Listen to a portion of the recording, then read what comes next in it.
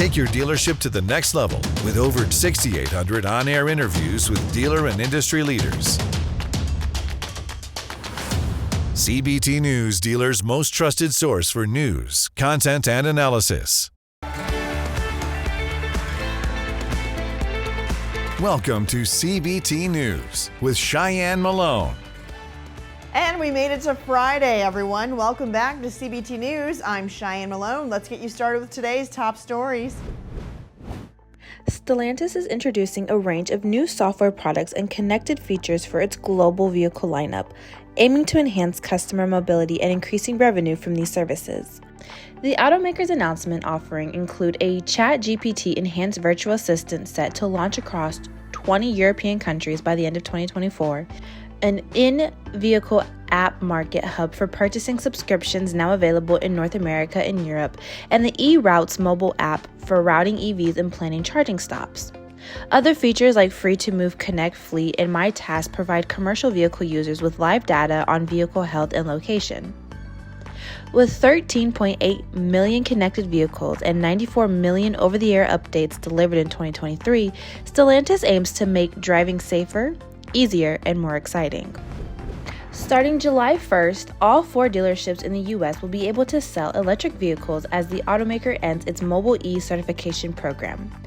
This move will double the number of eligible EV selling dealers to 2,800. The initiative, which launched in 2022, previously required substantial investments from dealers in charging stations, training, and equipment, sparking mixed legal reactions. The decision, prompted by slower than expected EV sales growth, aims to make EVs more accessible, with 90% of Americans living 20 miles of a Ford dealership. However, dealers must still install Level 2 charging stations by March 2025 and complete employee EV training.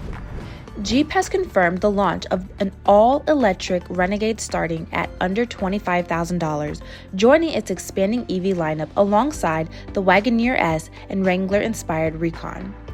The announcement was made during Stellantis' 2024 Investor Day, marking one of 3 new electric vehicles set to debut in North America. Despite being recently voted America's most patriotic brand, Jeep sales have declined in recent years, dropping to roughly 700,000 units in 2022. CEO Antonio Filosa is optimistic that the new EV models, targeting brands like Tesla, will rejuvenate sales.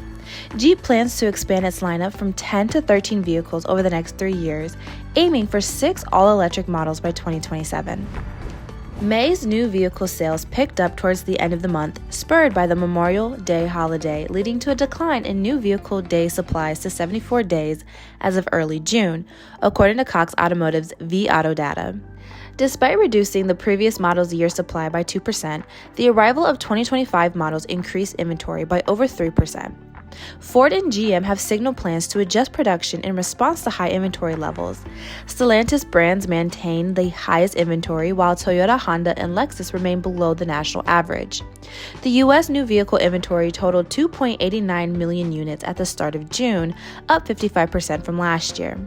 The average listing price for a new vehicle was just over $47,000, with affordability remaining an issue as prices are still above 2019 levels. Don't go anywhere, we'll be right back with Meredith Elliott Powell, business expert and best-selling author, to discuss how dealers can embrace control amid life's uncertainties. Take your dealership to the next level with over 6,800 on-air interviews with dealer and industry leaders.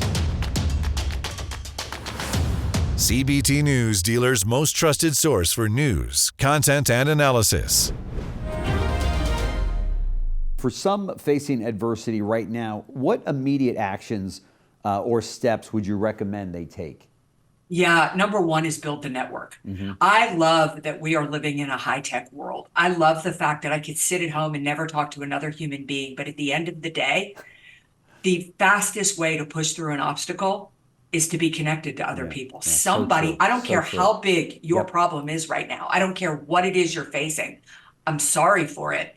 But you can find somebody who's been there, who's done that and who's found a way through that. And at any moment in time, you know, you talked about generations too. It's another art that it's dying on the vine. Yeah. And, That's right. you know, I always say to people, when you hit an obstacle, you shouldn't ask yourself, what do I need to do? You should ask yourself, who do I need to talk to? Yeah. Because somebody Great can help you question. solve the problem. Yeah. Ask better questions, right?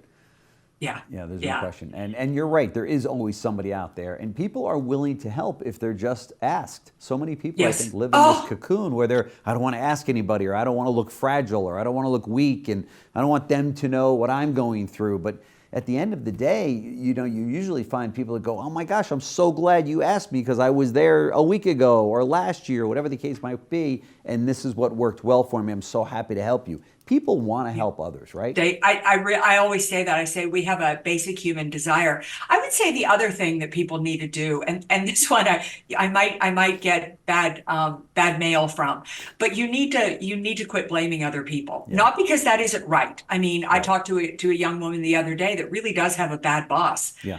But there's nothing, you can't change that person. It's a waste of your time and energy. That's and right. You're only given so much energy. And when you focus it on what you cannot control, you waste the precious energy you need to change your life. So you've got to let those things go. That's so true, so true. And everybody's got their own threshold and their own situation where for that person that has a bad boss, and we've all had those in our careers, where you just, you know, what keeps you there? What is it about that situation where you say, I'm still staying with this company or with this firm or this group of people, but I can't stand my boss?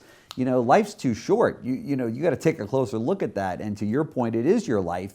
You need to take control and move on from that if it's just not working for you, right? Absolutely. You know, years ago, I got the opportunity to interview 4 billionaires that had come from nothing. I mean, one man had grown up with no running water.